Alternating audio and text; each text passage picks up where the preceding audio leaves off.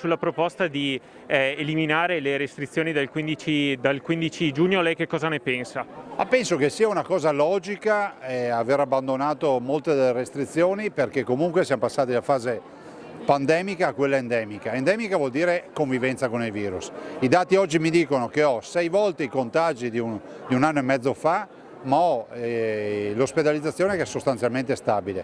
Abbiamo poco meno 899 persone in ospedale e 34 in terapia intensiva. Ne avevamo 550 in terapia intensiva e 3.400 in zona non critica in ospedale.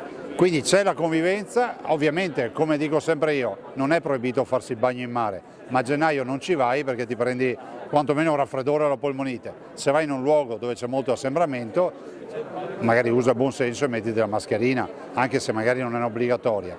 E poi spero che non ci sia dibattito anche su chi usa la mascherina e su chi non la usa.